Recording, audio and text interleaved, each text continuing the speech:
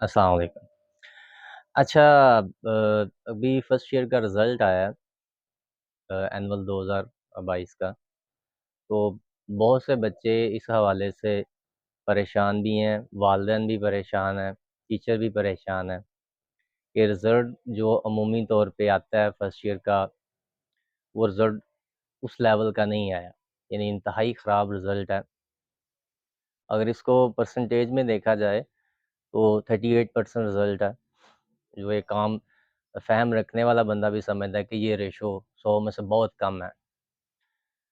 तो बहुत से अवामल हैं, मेरी इवन अपनी भतीजी जो कर रही थी, एक्सपेक्ट कर रही थी कि उसके नंबर जो हैं वो आएँगे, तकरीबन को 90 प्लस नंबर आएँगे, 90 प्लस परसेंट नंबर आएँगे। तो उसके नंबर बहुत कम आए उसके अंदाज़े से। बाकी बच्चों के साथ भी ऐसे ही है। ओवरऑल रिज़ल्ट्स मैंने कॉलेजेस के चेक किए हैं, तो बहुत थोड़े बच्चे हैं जिनके 400 से अबव नंबर हैं। और आम तौर पे देखने में आता है कि पिछले 2-3 साल से 400 की तो कोई वैल्यू ही नहीं थी। 400 प्लस या फिर 450 प्लस की कोई वैल्यू नहीं थी समझी जाती। नंबर ऐसे थे जैसे कोई रियोड़ियों की तरह ये बँट रहे हैं। तो वो एक तसलसल चल रहा था।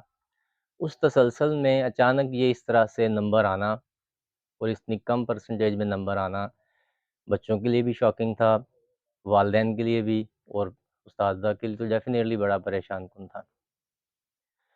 तो मेरा थोड़ा-सा बैकग्राउंड टीचिंग के हवाले से भी है, तो मेरी तो थोड़ी बहुत इस पे नज़र रहती है, इन अवामल पे कि रिज़ल्ट्स अगर अच्छे आ रहे हैं तो उसके पीछे क्या रीज़न हो सकती है, रिज़ल्ट्स अगर बुरे आ रहे हैं तो उसके पीछे क्या रीज़न हो सकती है। हमने अगर देखा हो पिछले 2-3 साल से, तो जो रिज़ल्ट्स हैं वो कोरोना के आ रहे थे। अब जिन बच्चों के फर्स्ट ईयर में रिज़ल्ट्स आए हैं, अगर उनका आप देखें, उनकी 9th के वैसे एग्ज़ाम नहीं थे हुए, कोरोना में वो प्रमोट कर दिए गए।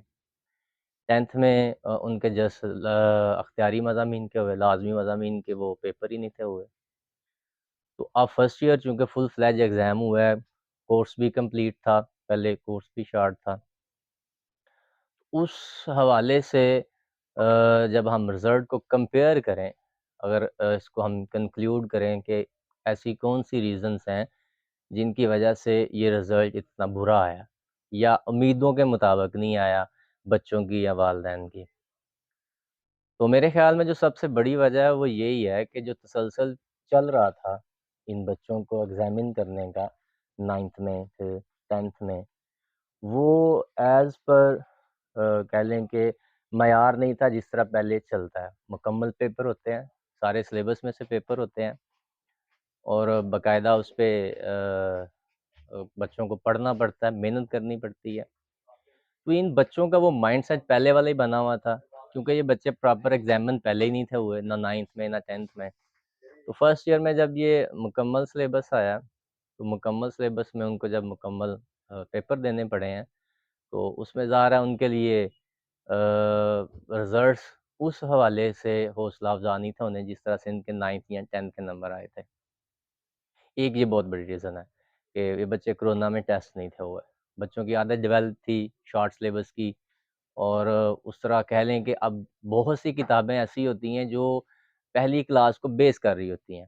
अब 10th में अगर आपने उर्दू, इंग्लिश, इस्लामियात, मुतालिया वगैरह का पेपर ही नहीं दिया, तो आगे फर्स्ट ईयर में तो इन किताबों के पेपर हुए हैं, वो आपको उसने सपोर्ट नहीं किया। जब बच्चों को 10th में पता चला कि इन सब्जेक्ट्स के पेपर ही नहीं होने, तो बच्चों ने इन सब्जेक्ट्स को ऐसे बोल दिया कि जैसे ये थे ही नहीं। ना टीचर ने करवाए, क्योंकि बदकिस्मती से हमारे यहाँ पे जो एजुकेशन होती है, वो नंबर ओरिएंटेड होती है, लर्निंग ओरिएंटेड नहीं होती। तो एक तो वो रीज़न मेन आई है कि कोरोना की वजह से ये बच्चे जब ऐसे पास होते रहे हैं, बच्चों की एक्सपेक्टेशन उनके मैट्रिक के नंबर की बेस पे थे। अब एक बच्चा जिसके 1100 में से 1090 या 95 हैं, तो वो तो आए थे कोरोना की सारी मेहरबानियों की वजह से। वो बच्चा अब ये उम्मीद रख रहा था कि मेरे फर्स्ट ईयर में भी उसी तनासब से नंबर आएँ, जिस तनासब से मैट्रिक में आए थे। तो ये उनकी गलतफ़हमी एक तो ये दूर हुई है और ये सबसे बड़ी रीज़न है मेरे नज़दीक। दूसरी जो हमारे कॉलेजेस हैं, और हमारे उस्ताज़ा इकराम हैं, उनसे ये बड़ी रिक्वेस्ट है कि बच्चों की कंसेप्चुअल स्टडी की तरफ जाएँ, क्योंकि बोर्ड ने थोड़ा-सा अपना माइंड अब बदला हुआ है।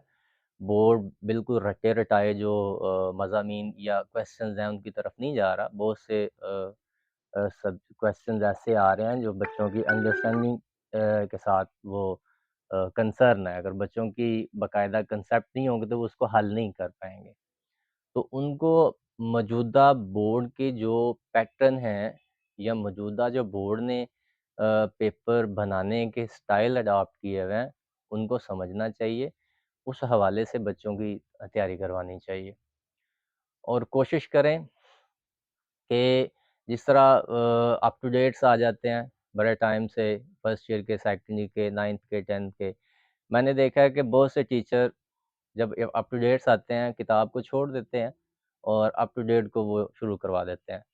तो बेसिकली जो अप टू डेट है, वो तो एक शॉर्टकट है कि थोड़े वक़्त में ज़्यादा नंबर लेने के लिए जब आप किसी चीज़ को इस तरह अडॉप्ट करेंगे, तो वक़्ती तौर पे तो बच्चा पास हो जाएगा, शायद नंबर भी अच्छे ले ले।